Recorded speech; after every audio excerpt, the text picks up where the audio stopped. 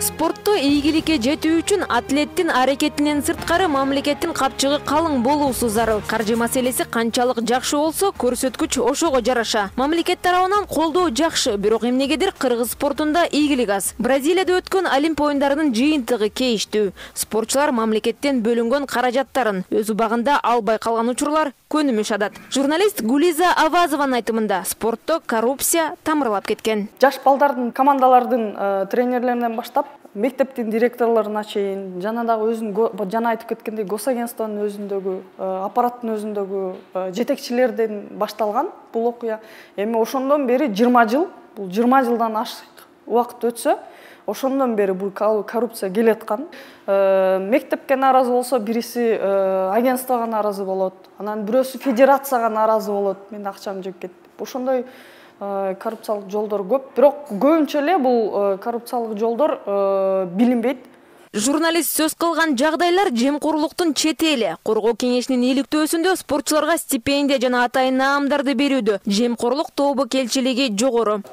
Спорт тармагында жемкорчулук көбүнчө кызматкерлердин кандайдыр бир кызматты аткаруусунан келип чыгат. Айрыкча спорттук федерацияларды, уюмдарды аккредитациялоодон жемкорчулук пайда болот. Мамлекеттик каржылоого кирген спорттук уюмдарды сүйлөшүү жолдору менен аккредитациядан өткөрүп коюу толук ыктымал. Андыктан биз бул жагдайды жоюуну сунуштайбыз. Стипендия алууда да атайын комиссия чечип, акча спортчунун колуна түздөн түз тийиши керек. Андан сырткары стипендияны алып салууда же коюуда да жазуу түрүндө эч жерде көрсөтүлгөн эмес. Риски возникают. Спорт тармагындагы коррупциялык тобокелчиликтер пайда болгон жерлердин бири бул спорт ордосу. Бул жерде жыл сайын, жума сайын түрдүү мелдештер өтүп, жада калса концерттерден түшкөн каражат адистердин айтымында бир гана спорт ордосун каржылаганга эмес, мамлекетке да пайдасын тийгизиши керек.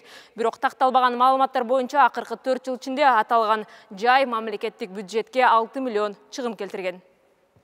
Кожомкул Балбандын атын алып жүргөн Борбордогу жалгыз спорт ордосу спорттогу киреше табууга багытталган мекеменин бири. Бирок адистердин айтымында ал эчак эле коррупциянын ордосуна айланган. Иликтөөдө маалым болгондой, ижарага берилген аянттар кыскартылып жазылганы буга далил. Бул мамлекеттик ишкананы реорганизация путем преобразования кылып түзгөнбүз. Мамлекеттик ишкана болуп калды. Бүгүнкү күндө эгерде мурун бул мамлекеттик ишкананын тапкан кирешеси 30% мамлекеттик бюджетке, 70% өзүнүн ремонт иштерине жана өзүнүн чарбачылык иштерине жумшап, андан кийин 50% дагы мамлекеттик башкаруу мүлк фондусуна барып, андан кийин мамлекеттик бюджетке түшкөн болсо, азыр түзмө-түз мамлекеттик бюджетке түшө турган болду да. Жемкорчулук спортчулардын машыгуусунан тартып стипендия, дары-дармектер жада калса спортчуларды ээрчип мелдештерге чейин жеткен. Эң жөнөкөй эле мисал, эл аралык мелдешке баруу үчүн спорттук мектепке акча 14 спортчуга бөлүнсө, анын жетөөсү өз каражатына аттанып, аларга бөлүнгөн сумма сол чөнтөккө кеткен. Анан калса Олимпиадага даярдоо дирекциясы спортчуларга керексиз дары-дармектерди сатып алган учурлар да кездешет. 50 миллиондун тегерегинде мурда бюджет болсо, ошол дирекциянын андан тышкары дагы 70 миллион мамлекет бөлүп бергенде, ошону жалпы эсебинен былтыр ушул биздин курама команда 116 миллион кеткен.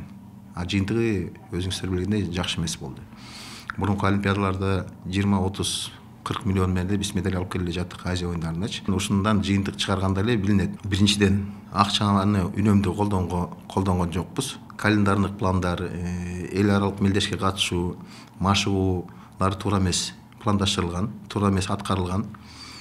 Үчүнчүдөн бул баары эле айтат, жетекчилер жооп берет, биздин машыктыруучулар эмнеге жооп бербейт? Аларга эң жакшы шарттар түзүлүп берип атса. Ооба, бизде бүгүнкү күндө имараттар жок.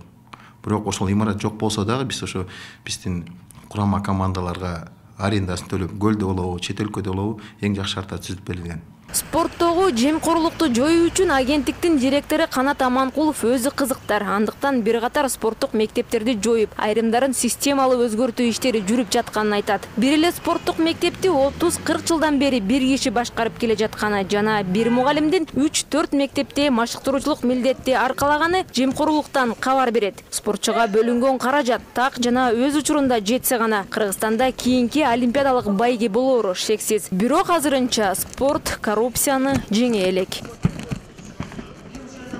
Гүлжан Турдубаева, Турар Анарбеков, ЛТР, Бишкек.